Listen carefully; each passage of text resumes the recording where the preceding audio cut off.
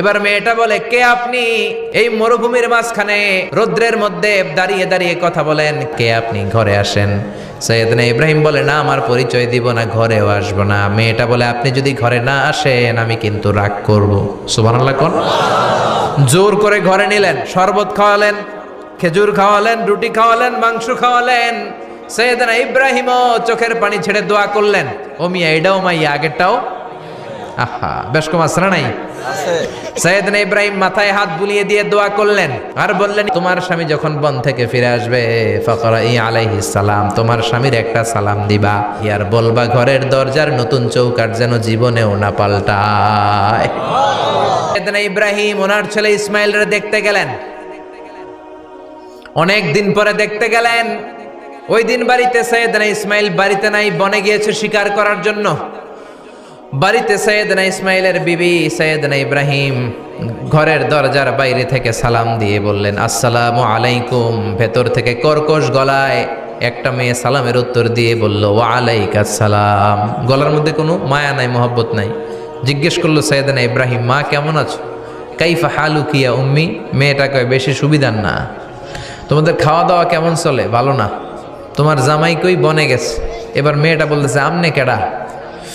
সৈয়দনা ইব্রাহিম বলে, আমি কে চিনবা না?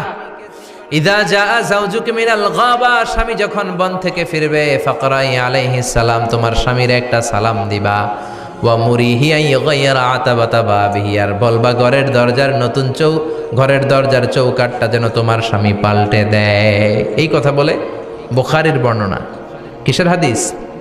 বুখারীর হাদিস। ইব্রাহিম চলে গেলেন। ইসমাইল আসার পরে বিবি বলতে আরম্ভ করছে, দুপুরবেলা একটা বুড়া আইছিল। বুড়া কে আইছিল? সৈয়দনা ইসমাইল বলে, কোন বুড়া আসছে? কি বলছে? বিবি বলে, আপনারে সালাম বলছে। ওয়া আলাইকুমুস সালাম। আর কি বলেছে? আর বলছে ঘরের দরজার চৌকাঠ যেন আপনি পাল্টে ফেলেন। এই কথা বলার পরে সৈয়দনা ইসমাইল চিৎকার দিয়ে বলে, ও কি করলি তুই? নিজের কপাল পুড়লি, নিজের কপালে নিজে কুড়াল মারলি। ও মিয়া, চোর বোঝে চোরের সিগনাল, পুলিশ বোঝে পুলিশের সিগনাল, নবী বোঝে নবীর সিগনাল, ঠিক কিনা? সেদিন ইব্রাহিম যা বলছে ইসমাইল আলাইহিস সালাম ধরে ফেলছে। ডেকে বললে, এটা বুড়া না, এটা তোর শ্বশুর, এইটা আমার বাবা ইব্রাহিম খলিল। আমার বাবা যা বলেছে, সিগন্যালটা তো গ্রিন সিগন্যাল না, এটা তো রেড সিগন্যাল, এটা তো বিপদ সংকেত। আমার বাবা যা বলেছে এর মানে হলো তোরে যেন আমি তালাক দেই। Get out, get out, I divorced you, তোরে তালাক দিয়ে দিলাম। বাবার খুশির জন্য তালাক দিয়ে দিস। আপনার আব্বাও যদি আপনার বউরে এমনি তালাক দিয়ে ফেলতে বলে, দিবেন নাকি? আবার দিয়া ফেলেন, দিয়েন না, মুসিবত আছে। আপনার বাবাও বাবা, সৈয়দনা ইসমাইলের বাবা, ইব্রাহিমও বাবা, ঠিক কিনা? সৈয়দনা ইব্রাহিম মন গড়া কথা বলতেন না, আকাশ থেকে ওহী আসলে বলতেন। এই জন্য আপনার বাবা যদি বলে বউরে তালাক দিয়েন না, খবরদার, বাবারেও বুঝাইবেন, বউরেও বুঝাইবেন, ঘরে সংলাপ করবেন, সমঝোতা করবেন। আমাকে দুই নেত্রী সংলাপ করে না তো কি হয়েছে, আমরা সংলাপ করব, ঠিক কিনা? ঘরে ঘরে আমরা সংলাপ শুরু করব, মিলাই দিবেন, হ্যাঁ, বুঝাই দিবেন, বাবারও বুঝাবেন, বউরেও বুঝাবেন।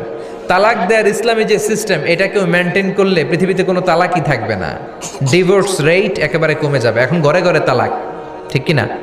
তালাক দেওয়ার সিস্টেম হচ্ছে পঞ্চম স্টেপে যে তালাক, পঞ্চম ধাপে। প্রথম ধাপ হচ্ছে ফাইদু হুন্না, বউয়ের সাথে ঝগড়া হইলে ফাইদু হুন্না, বউরে কক্সবাজার বেড়াইতে নিয়ে যাও, বসুন্ধরায় শপিং করে দিবা, নানির লইয়া ঘুরতে যাবেন যমুনা ফিউচার পার্কে, নানিরে বেনারসি শাড়ি কিনা দিবেন, কসমেটিক্সের বক্স কিনা দিবেন। এই জন্য বললো ফাইদু হুন্না, বেপরদায় চললে ওয়াজ করবেন, নসিহত করবেন। এই জন্য বউয়ের সাথে যদি ঝগড়া হয় তালাক না, ইসলাম প্রথমে বলছে ফাইদু হুন্না, ওয়াজ করেন, বুঝান, ঘুরতে নিয়ে যান, শাড়ি কিনে দেন। এতেও যদি লাভ না হয়, ওয়াহজুরুহুন্না ফিল মাদাজি, বিছানা আলাদা করেন, বউ থাকবে এক ঘরে, আপনি থাকবেন আরেক ঘরে। হয়তো এই বিচ্ছেদের কারণে ভুল বোঝাবুঝি ভেঙে যাবে, স্ত্রী ফিরে আসবে, ঠিক কিনা? এতেও কাজ হয় না। তারপরে আল্লাহ বললেন ওয়াদ্রিবুহুন্না, এবার একটু শাসন করেন। ঘুরতে নিলেন, কাজ হয় না, শাড়ি কিনা দিলেন, কাজ হয় না, রোম আলাদা করলেন, এরপরও কাজ হয় না, এরপর ওয়াদ্রিবুহুন্না, শাসন করেন। অনেকে এটার অর্থ করে বউরে পিটাও না, পিটানো না। বিশ্বনবী কোনোদিন বউয়ের গায়ে হাত দেয় নাই, ঠিক কিনা? এই ওয়াদ্রিবুহুন্নার শাব্দিক অর্থ হলো পিটাও, কিন্তু পারিভাষিক অর্থ হলো স্ত্রীকে একটু শাসন করো। মুফাসসিররা এই আয়াতের তাফসীর করতে যে হয়রান হয়ে গেছে। অনেকে বলছে ছোট্ট কাঠি দিয়ে পিটাও, আর বলে এই কথা শোনো না কেন, দুইটা বাচ্চা হয়ে গেছে, তিনটা সন্তান হয়েছে, এখন সংসার ভাঙতে চাও কেন? অনেক মুফাসসির বলে মেসওয়াক দিয়ে বাড়ি মারো আস্তে আস্তে। অনেক মুফাসসির কয় কোল বালিশ দিয়ে পিটাও যাতে হাত পা না ভাঙে। ঠিক কি না? ওয়াদরিবুহুন্না, শাসন করো, শাসনও যখন কাজ হয় না, তারপরে আল্লাহ বললেন ফাবাআসু হাকামাম মিন আহলিহি হাকামাম মিন আহলিহা, উভয় পক্ষের মুরব্বীরা বসবে, মিলায় দেওয়ার চেষ্টা করবে, এতও কাজ হয় না, 4টা স্টেপ শেষ, 5ম স্টেপে তালাক। তাও রাগের ছোট যে আমরা বলে দিই 3 তালাক 22 তালাক, এভাবে না। তালাক 2 ধরনের, তালাক আর সুন্নি, তালাক আল বেদঈ। একটা সুন্নতি তালাক আর একটা বেদাতি তালাক। বেদাতি তালাক দেয়া যাবে না, সুন্নতি তালাক দিবেন। মানে প্রতি মাসে একটা, আপনার বউয়ের যখন মাসিক হয় না, যখন পিরিয়ড হয় না, আপনার বউ যখন সুস্থ আছে, ক্লিন আছে, তখন এক তালাক। 1 মাসের মধ্যে ফিরে আনার সুযোগ আছে না নাই? 1 মাস পরে দিবেন দ্বিতীয় তালাক, 2য় মাসেও ফিরে আনার সুযোগ আছে না নাই? ঘরে রাখবেন, হয়তো বিবিরে দেখে আপনার মনে ভালোবাসা জমবে, বিবির মন নরম হয়ে যাবে, বিবিকে ফিরে আনা যাবে। 3য় মাসে 3 তালাক যখন দিবেন, আর ফিরে আনার সুযোগ নাই। এটাকে বলে আত-তালাক আল বাঈন আল বাইনুনা। এরপরে আর ফিরে আনার সুযোগ নাই। এই প্রসিডিউরগুলো যদি মেনটেন করেন, তালাক হবে?